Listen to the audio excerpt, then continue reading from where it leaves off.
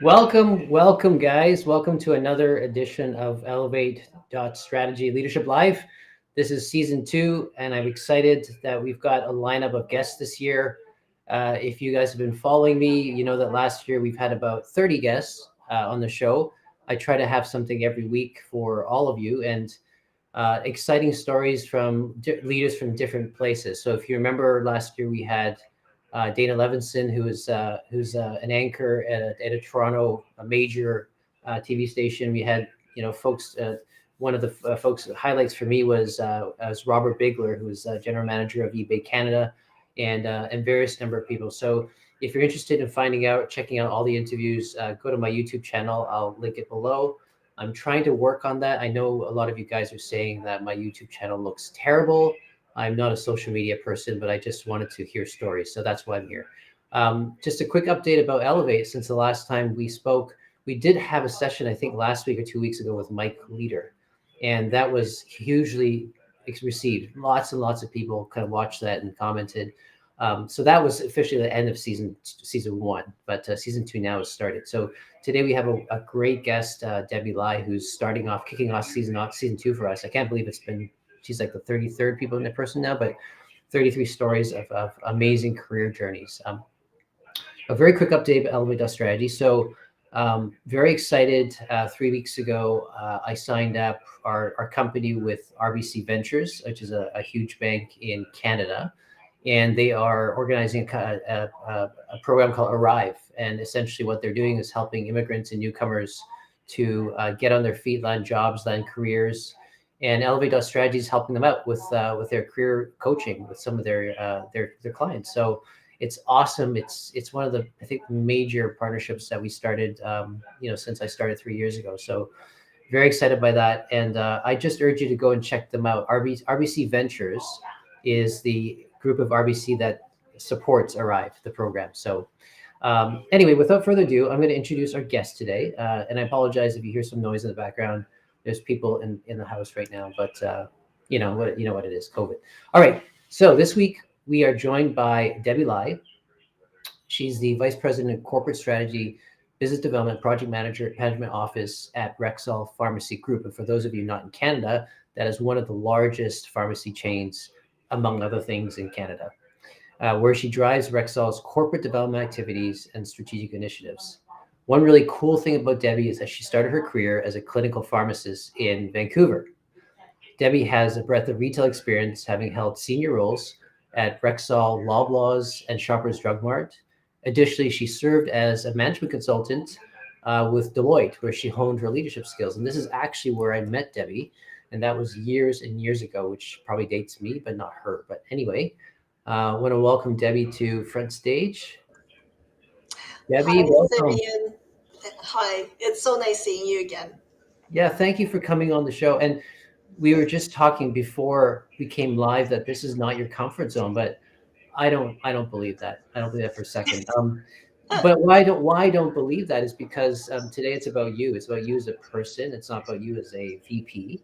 Um, I'm inviting you on there because I want a lot of my guests and my clients to see stories of career that have not always gone smoothly or sometimes have gone really well.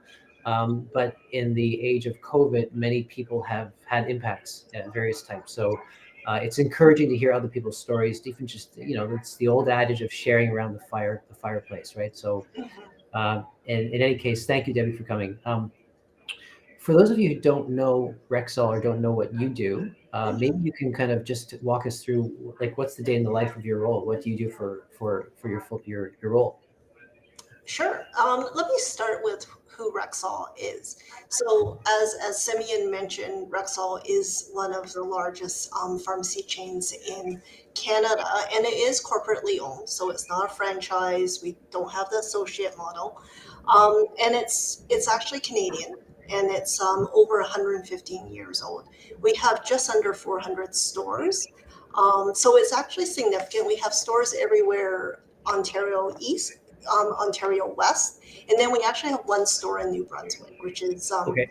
post-COVID. I will be going to that store. I haven't seen that one. So I'm Okay. looking forward to that. And we have various formats. We have really small ones that are clinics, and then we have the large format. I think we even have a store that's close to 20,000 square feet. But most of our stores are around the 10,000 square feet range. And what's core to Rexall is very much the pharmacy. And our mission is very much caring for Canadians' health, one person at a time. So it's that mission that really drives myself and why I'm at Rexall. So as you mentioned, I do lead strategy, corporate development or business development, and I like to fondly call that I kiss a lot of frogs to find a prince when we look at partnerships. And one of those princes is actually RBC. And actually, that's actually one of those partners that we have at Rexall as part of our Be Well program. That's been a huge partner for us. And I am quite familiar with RBC Ventures because I remember those early conversations that we had downtown pre-COVID. So, something that I think we can maybe look at partnering on as well. As you can tell, I don't ever stop my business development hat. And then I also have the benefit of leading the project management office.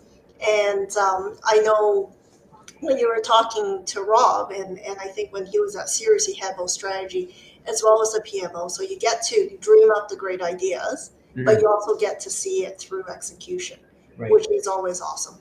So that's just a little bit about what I do at Rexall. Gotcha. Yeah, and I think one of the benefits and one of the really positive experiences for people who've gone through management consulting is the fact that when they go into industry, you really get ownership over what you're strategizing, right? So it's not just a binder on a shelf, and you're accountable for that. And kudos to you for making that move, because it's a difficult one. And it's one actually I wanted to ask you about, because I know you spent many years at Deloitte. That's where we met, right? And moving into industry, what was that like for you? Personally and also professionally. What was your experience like? Well, it wasn't actually that easy to move out of consulting. And I actually remember quite vividly when I went for an interview at St. Mike's. And I remember, I think she might have been the chief technology officer. I'm not really sure. But she basically said, well, what have you done? You haven't really done anything. You've advised a lot of companies, a lot of hospitals, but you actually haven't done anything. And I was actually really stunned, and I didn't know how to answer that. But if anything, that actually told me I really need to get that operational experience. But I didn't jump right out of consulting into an operating role. When I left consulting, I actually went to Sunnybrook for a year as an independent consultant, where I was a little bit closer to operations, but not completely. So I worked on the senior friendly care strategy. I worked on the education strategy, but all very with a lot of bias for action, which was a real shift from the work that I was doing at Deloitte, even though we assessed operations and we provided guidance. But this was something that the clinicians were actually needing to execute as well. So you started to be a lot more practical, much more tangible, and much more inclusive, I think, with what your recommendations are actually going to be. So that was a nice bridge. And then I went to Shoppers Drug Mart. And at that time, I went into a category management role, which was a pharmacy category management role. And that was very much building programs for the pharmacists, but also, marketing pharmacy to customers and patients as well. So even though I really want to get into strategy right away, where that was my comfort zone, it was actually really great to actually start in that type of role, to really understand the operations of the heart of the business, in a lot of ways, the pharmacy. And understand how to build programs that are actually executable, that will be embraced by the staff who are serving customers. So I think you kind of make baby steps out. At the end of the day, I know with a lot of my roles, I always brought a strategic lens to help it, because you like to tell stories. which helped actually got like the company to move forward with a lot of initiatives as well. Right, right. What's it like working with teams? In consulting, you kind of work with teams. Every team is different for every project, right? Mhm, uh, when you're in a role in industry, you kind of have your fixed team and kind of you get mhm. to know them a lot better. Did you Yeah, find that working with teams was a different dynamic because we're all social creatures, right? And I'm asking this yeah, specifically because of COVID. Redefining what a team is. So what was it like yeah. working with teams in different Yeah. environments? Actually, in a lot of ways, like you've got your team who you manage and your close team who are your peers. But oftentimes, a lot of initiatives, especially in retail, don't sit in one functional area. Right. So they are actually quite cross functional. They involve potential legal, finance, operations, regulatory. There's so many IT, so many people who are involved. So Yeah. the management consulting background really actually helps because you're basically building a project and how things are going to work and what everyone's roles are and Hmm. what their contributions are. So it's very much leading a very diverse team, even though the one functional area might own that assignment, Right. but you need the support of everyone else. So they really have to buy into what are we trying to achieve here and Right. why, Gotcha. and how what their role is and why that's important. So Gotcha. it's actually I have to say I use my Deloitte skills day in, day out, every Yeah. day, Yeah. all the time. Yeah. Yeah. I don't. What's in your blood? It's It difficult. is. Um, So for those who are those of you who are listening, I'm very curious to know how your experience of working with teams has been different, maybe in different areas or different projects, maybe different dynamics. Debbie, I want to step backwards like many, many years because I'm always interested to know how did you get into this field of healthcare? Because Mhm. you became a pharmacist, and at what point did you decide that you wanted to go down this route and now it's business in healthcare, right? So tell me a Yeah. little bit about that. What was your Yeah, it's actually probably not an uncommon story, okay? Simeon. My parents are immigrants to Canada from Hong Kong. Okay. I didn't know a whole lot of professions aside from doctor, lawyer, dentist. Okay. And my dad actually was a big fan of being a pharmacist. Okay. His dream was that I would be a pharmacist, I would open my own pharmacy, and he would run the front store in cash. Really? Yeah, Wow. that was his dream. And he also had a lot of high regard for pharmacists as well, Okay. because one of his nieces was a pharmacist, even though she actually has a PhD and I think she does research. But it was like something, and but he really thought like as a pharmacist you also have some flexibility Hmm. because he was a little bit more traditional as a woman. You can maybe work part time too as a pharmacist, but you'll always be a professional, Yeah. and it's a well paying profession. So it was very basic. I would also happen to be good at science, so I did go the science route at UBC, and my dad kept bugging me to actually, please apply for pharmacy, and I kind of passively applied, and I did get in. um, and actually was interesting in pharmacy. I actually kept trying different things within pharmacy. So I did research for a summer in the lab. I did an industrial internship out in Toronto at the Okay. now AstraZeneca. So I Okay. did that for a month, and then in that experience, I did everything from sales, marketing, Hmm.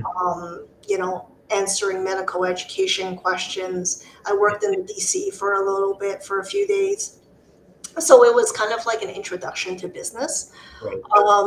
And then upon graduation, I actually wasn't really ready to go work in retail pharmacy. I was a little bit scared. And so I did a hospital residency. It was Okay. almost like a little bit more education for another year. Right. Yeah. And I was really lucky to get a hospital residency because I actually didn't have any, like I didn't work as a hospital technician, Hmm. but I had a diversity of experience that was unique in pharmacy already as well. Yeah. Yeah. And just being able to relate and talk to people Hmm. and having those skills was important to be a hospital pharmacist, because in the hospital you actually do work with a lot of the physicians, you do rounds. Right. Right. I was at St. Paul's, which is one of the major teaching hospitals in Vancouver, and we have medical students, we have nursing students come Hmm. through, dietitian students, pharmacy students come through all the time. Right. So you're teaching, you're also seeing patients, you're working with the different clinicians. It was Right. a different type of pharmacy that Yeah. was really interesting for me. Sure. Yeah. Sure. And I'd imagine that right now that climate is probably pretty rough, right? To be a clinical Yes. pharmacist. Yeah. Yes. Yeah. Um, Yeah. And from there, I think you were asking me, how did I end up going to do an MBA? yeah. Yeah. So even though I was practicing as a clinical pharmacist, I enjoyed it. I loved my colleagues. Um, I was actually quite curious on the healthcare administration side. Mhm. I took the opportunity where we were servicing the cardiology and cardiac surgery units, and it wasn't very efficient. So I took the Mhm. opportunity to go, well, how can we restructure how we serve these Right. patients as well as physicians? And that was really fun for me. I thought that was really interesting, selling it to my manager, and then explaining it to the unit why we're servicing them differently. So there was that piece.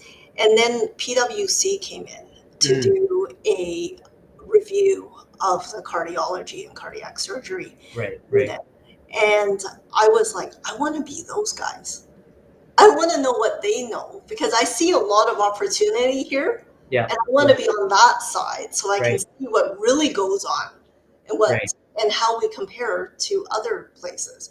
Yeah. So Yeah. that started that kind of curiosity of what is management consulting, um, and it wasn't an easy jump, because I still had my dad um, in my head saying, you've Right. now got a great union job, you've got a pension, Right. why would you want to throw that all away? But it was just really great to talk to a few people and really understand what management consulting was. Hmm. And I Hmm. did consider, should I do a master's of health administration or Hmm. should I Yeah. do an MBA? Yeah. But I just wanted to keep my options open as well, which is why I did the MBA.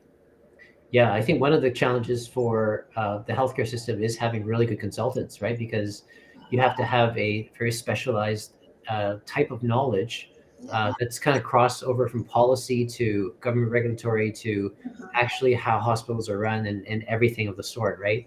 And there's some really great consulting leaders out there that I'm sure that if I throw out the name, you'll know. But it's and you bring that into your roles now as a corporate leader, right? Mhm. Can you share a little bit about in the process of the journey, what were some of the struggles that you had to go through? So there are other decisions that you had to make that were tough to make, or maybe that you overestimated what you could do and you didn't get a role or something like that. Maybe just share about one or Yeah. two things that were kind of stick out in mind, right? Things that you kind of wrestled with. Well, I think the first big decision was to actually do the MBA, because Mhm. I had just bought a house with my now husband, and we Wow. were about to start settling down, right? Like, Wow. we had a Mhm. house, and you Yeah. know, oh, there was expectation. Now you guys are gonna have kids, right? Mhm. Yeah. And actually, I was like, I actually put aside the idea of doing MBA and going to consulting. And I remember vividly talking to him at a gas station. Um, and I said, I'm really enjoying some of this org assessment work. Right. And he's like, well, why don't you do it? Who did And you talk to at the gas station? I don't know why we were talking at a gas station. I think he got gas and came Oh, into work. you mean your husband? Well, he wasn't, like, he was getting gas and we were at the gas Oh, station. okay. All right. That was And weird. Okay. so he said, well, why don't you do that? I go, well, I need my MBA. He goes, well, what's stopping you? And what was stopping me was actually me Hmm. from actually making that leap and doing it. And I said, well, there's a few things. I would want to do it full time. Mm-hmm. Because I need to build the network to Right. get into consulting. And then number two, I don't want to do it in Vancouver. I want to do it Right. in Toronto or London, or out east, right? So that was, and then he's like, well, I don't see why we can't do that. Mm-hmm. Mm-hmm. And again, it was me who was limiting myself. It wasn't Right. anybody else. So that was a big decision. So we Right. did end up in Toronto, as you know. So that was one first tough decision that we made. Mm-hmm. MBA school was brutal. It wasn't easy for Right. someone who's been out of school for a little while. Right. Right. Um, and but it all worked out through the MBA. But I would say the toughest time I had was when I just before I left Deloitte. We had moved to Vancouver back to Toronto. We now had two young kids. Mm-hmm. It was 2008. It was a pretty tough time in consulting because of the economy. Right. Right. Um, and I was on one of the biggest projects that I have ever led, and I really didn't feel like I knew what I was doing. Okay. And I was struggling with the assignment. I think at that point, with the hours and looking ahead, is this where I want to be? And I wasn't seeing my kids. I wasn't around a whole lot. Right. Right. I kind of reprioritized on what was most important to me. It was still very much interesting, impactful work, but it probably in a different setting. And I think I also want to start owning and having more accountability on what I was prescribing, and seeing that through. So that was a tough decision because I've made such an investment in consulting, and I really, really loved it. Right. It just, from everything with kids and family, it just wasn't the right thing anymore. Right. Yeah. I was gonna say that what was it? You traded your pharmacy job for maybe like a airplane tickets, and like frequent flyer points and frequent Yeah. hotel points, and Yeah. warm cookies walking into Marriott hotels, like that. Oh gosh. Right. Yeah, lots of, like, before having kids, like, I loved working late Oh with yeah. Yeah. with Yeah. Yeah. with our peers at Deloitte. It was so much fun, Yeah. and I didn't mind doing the weekends. Yeah. But once you have kids, you're racing home to see them to bed, and then you're bringing out your computer again, and you're working till midnight, if not Right. later. Right. So, and it just, like, it repeats itself, and it never ends. But at the healthcare group, I was writing proposals while I was delivering work as well. So Well, okay. I thought when you were saying yeah, your delivery. Okay. All right. You're yeah. doing work. No, Okay. I was a little bit busy there. Yeah. Yeah. Yeah. Yeah, Yeah. So yeah. what would you say? So right now, a lot of people are going through that transition from Mhm. maybe not as smoothly from consulting to industry as far as opportunities go. There aren't that many opportunities to do that, right?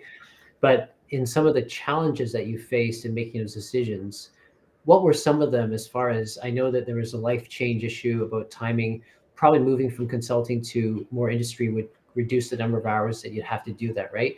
But as far as today, when you look at the roles, the challenges that you face in your current role, and kind of looking at the corporate landscape, right?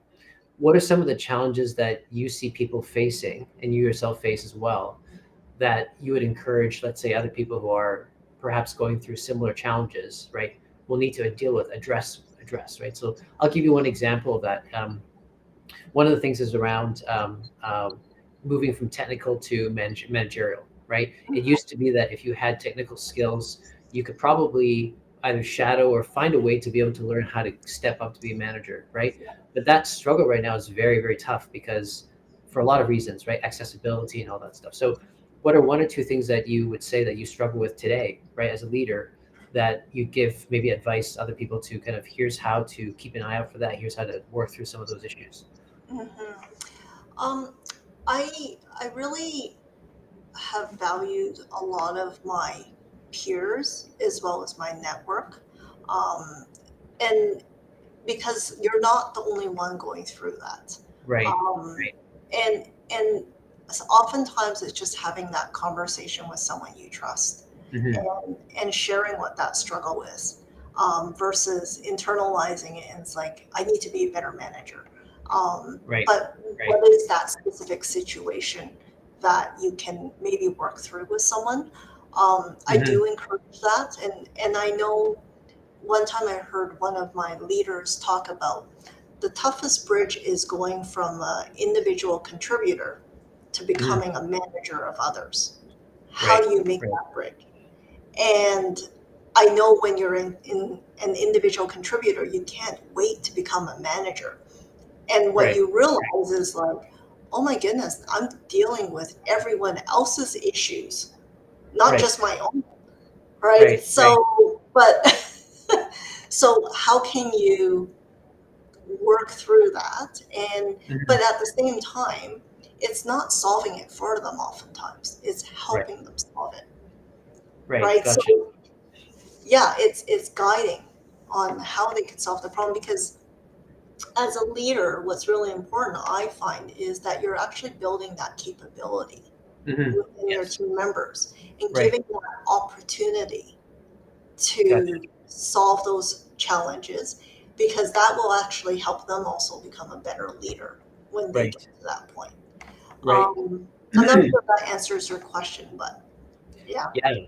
Absolutely. That's one question that comes up quite a bit, and even for some of my clients who have been nominated in their role as being some sort of managerial role, it's I think it's been a long time since we've really been challenged about what that actually means, right?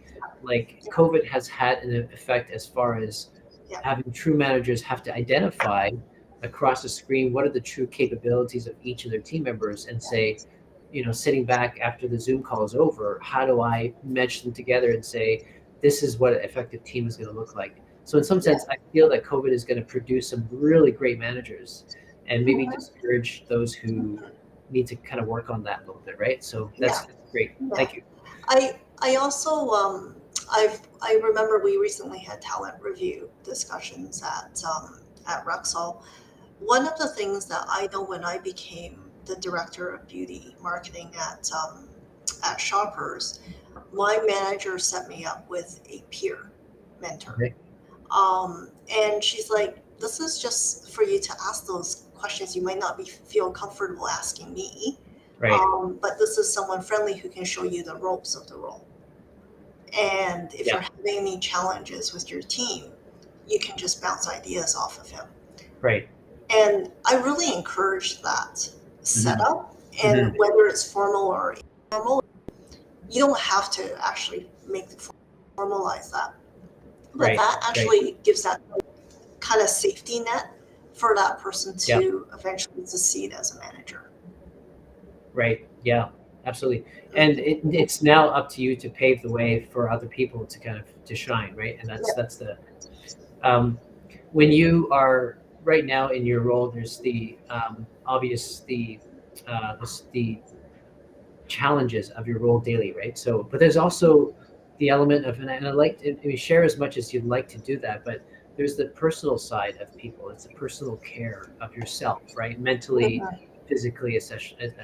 And so, how do you motivate yourself in light of your responsibilities as a mother, as a leader, when you and take care of yourself personally as well? Like, what do you do to make sure that you're at your very best, right? Because as a person as a whole, are there Yeah, any kind of like secrets or regiments or stuff that you do to kind of stay motivated in that way? yeah.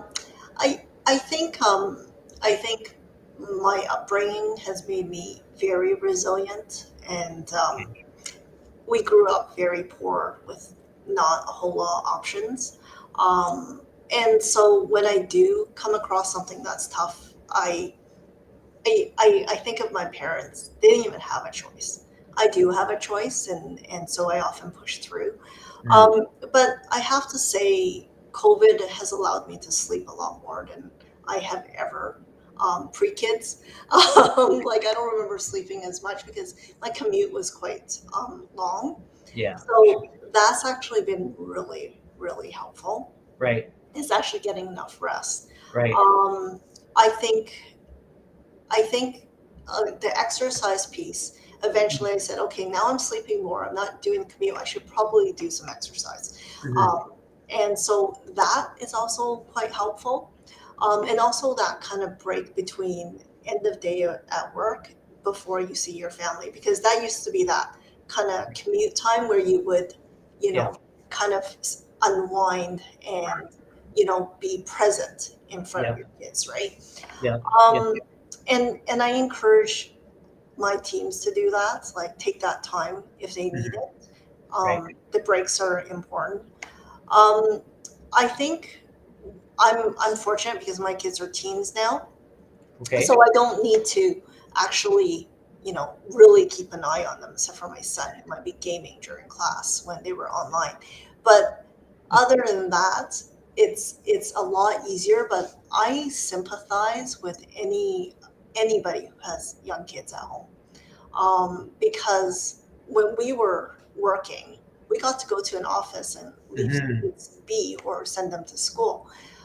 It's hard, Yeah. Yeah. and making sure that you're present for others. Yeah. Like my kids have had their share of challenges during COVID because they've missed out on so much. Right. But it's also, making sure I'm there for them as well. So Right. it's listening, I Yeah. think, and giving people the space to share Right. and be comfortable. I know my managers have done that, Mhm. and Mhm. that's been the most important thing. I know that they trust me, Right. um, Right. and that if I need to take the time, I can. Um, yeah. One thing that really hit home to me about what you just said was about the parents. And I think what you're saying, and something that resonates a lot with me, is perspective, right? Is having the right perspective Yeah. on what you're actually going through at that moment. Mhm. Um, One of the things I recently gave a webinar, and the question was asked around what advice would you give to those who are looking for work right now and having a hard time doing so Yeah. as a coach.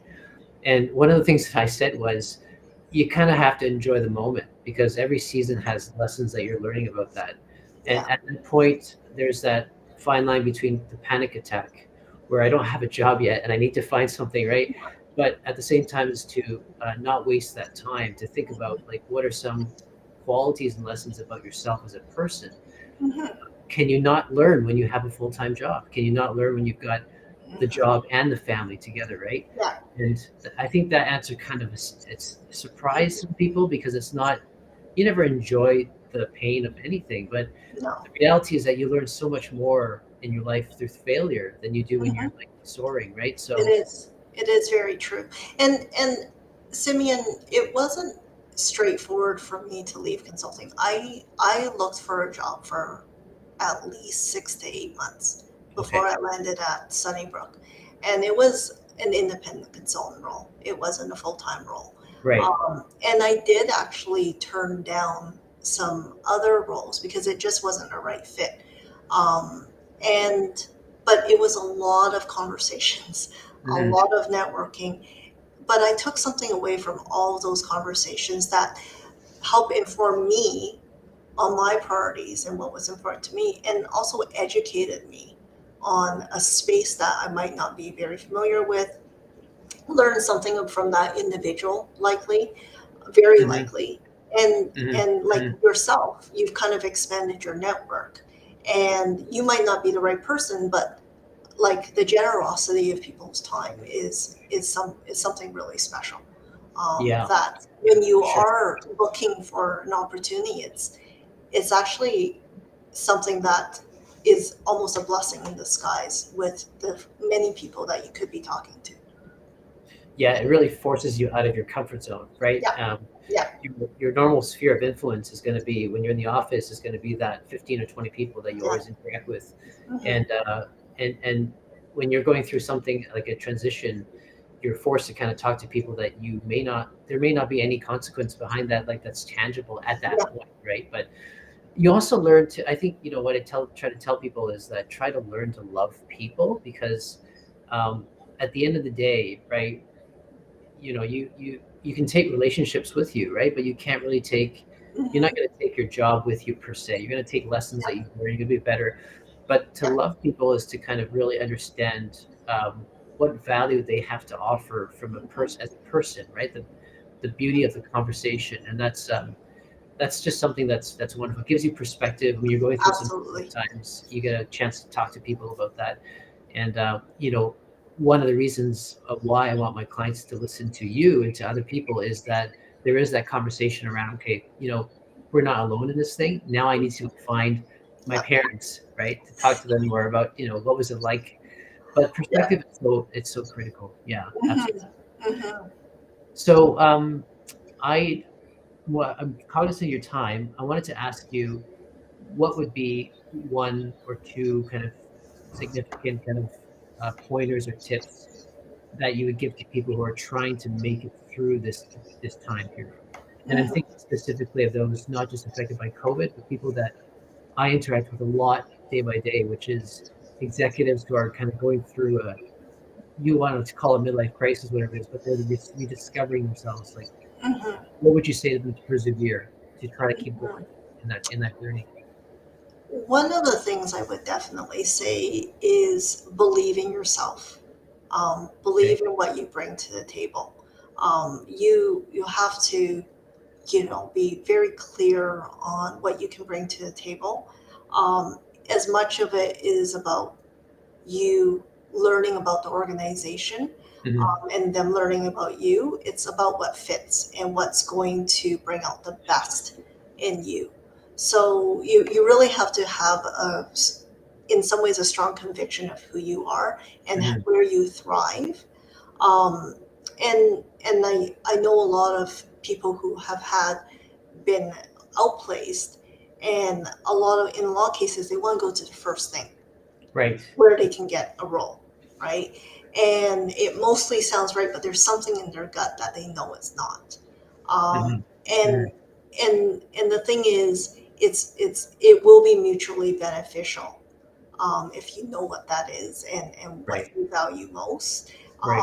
and to listen to that Hmm. hesitation very Hmm. carefully and Hmm. understand why that is. So I think that's one of the main things I would suggest. And I think the other component of it is I've actually always been somewhat risky, I guess, in the sense of taking on different areas as well as areas I know nothing about. And Hmm. Hmm. and a big part of that and why I do that is it's often because there's someone who really believes that I could do the job, Right. even though it's like you couldn't line up my experience with the Hmm. job description perfectly, but there's something that they see that you can bring to the table. Right. So having the right leader, to support you, in making that transition is significant. And I think it's also when you're looking at roles that might be outside your comfort zone, don't think of it as just this is it and this is going to be there for the rest of your life. Hmm. Um, Hmm. but what are you going to potentially get out of that? And how could this lead to other opportunities Right. after this role? Um, Gotcha. so really having that perspective, I guess, and sometimes it means going outside your comfort zone and taking a bit of a risk. Right. For sure. Well, that's great. That's really good to know, and it's really good to hear your career journey story. And I'm excited to see what's ahead for you. Right, Rexall is a growing company and a Mhm. very well respected brand. So, I want to end off with some rapid fire questions, and I do this all the time. You probably saw if you saw the video Mhm. that I send you as a, Yeah. they will be the same, but hopefully then you would have. There's no excuse for you not to give a good answer to this. Okay. I'm kidding. I'm kidding. Okay. All right. So, first question is, what is your alter ego profession? If you weren't doing what you were doing, what would you want to do? Probably an interior designer. I've actually got quite a creative side. Okay. And even I like to come up with creative solutions. Okay. Even how I'm communicating on a PowerPoint, I like to be somewhat creative. Right. And I love like we recently finished a main floor kitchen rental, and there's the project management side of it, Hmm. because even though I had a contractor, I was like kind of Yeah. telling him when things were going to get done. Yeah. And then there was the design aspect, but it's very much functional, practical design, very similar to what I do on a day-to-day basis. So that Right. would probably be my alter ego. I've already told my husband I might do that when I retire.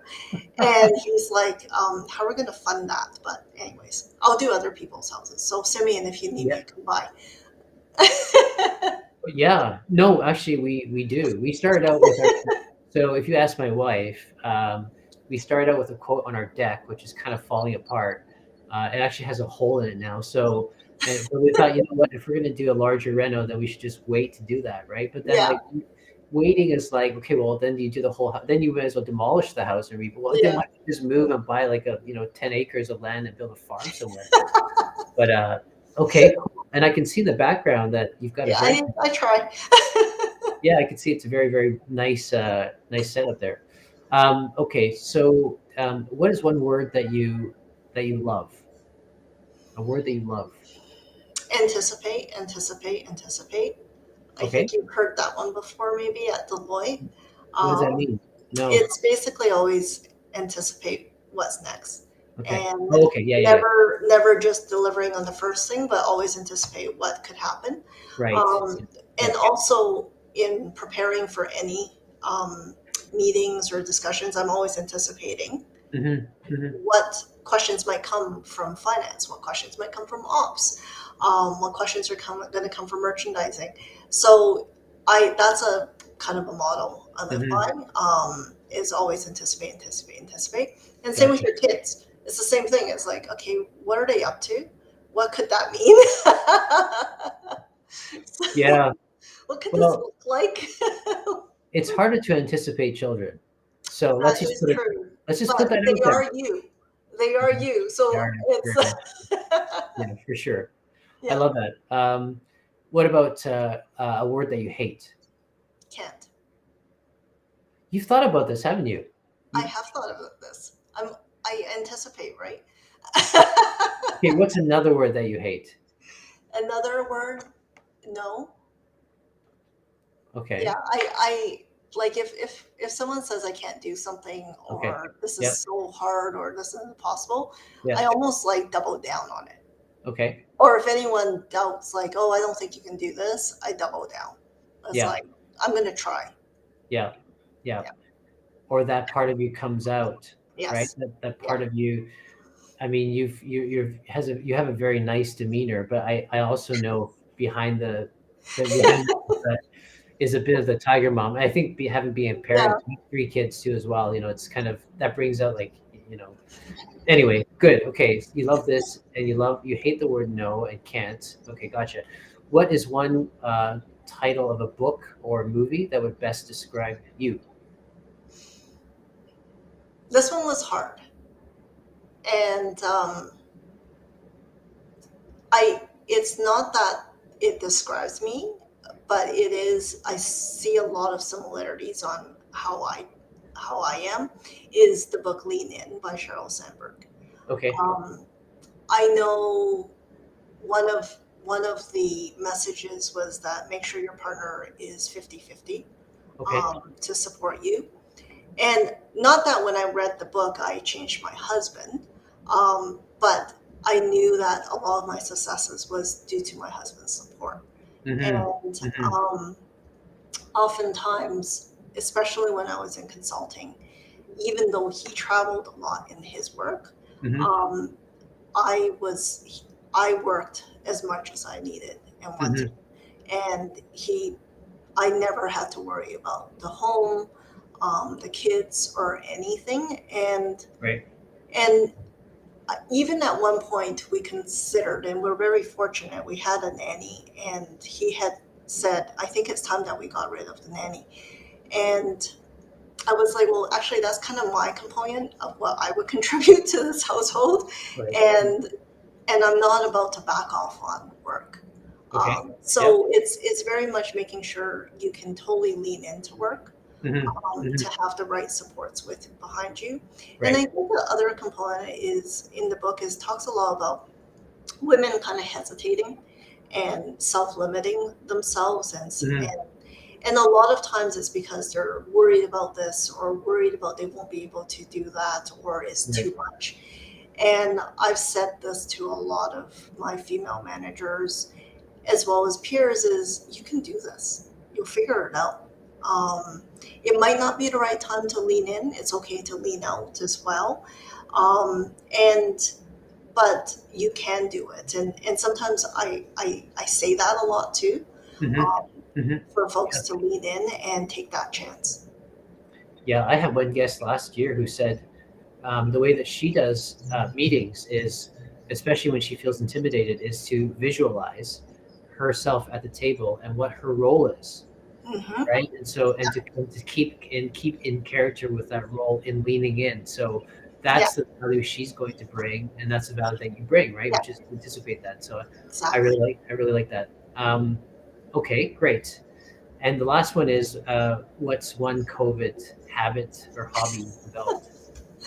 Well, it actually started because the New York Times actually had amazing COVID coverage, like on everything around the world, what the trends were, what was happening.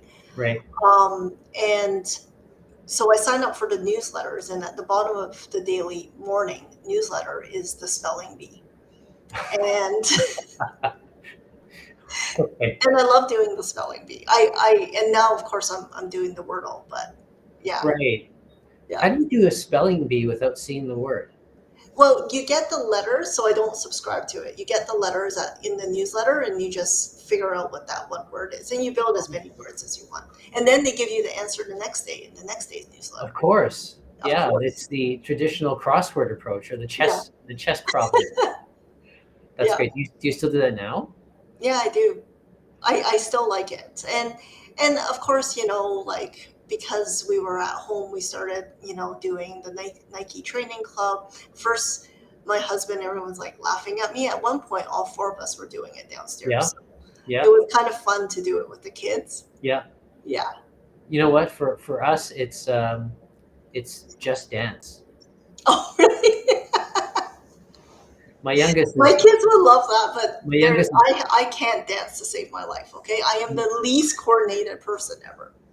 My youngest is 8 years old, and she can outdance any of us. But it's hilarious. But anyway, Debbie, thank you so much for your time. Really appreciate it. It's been great catching up with you.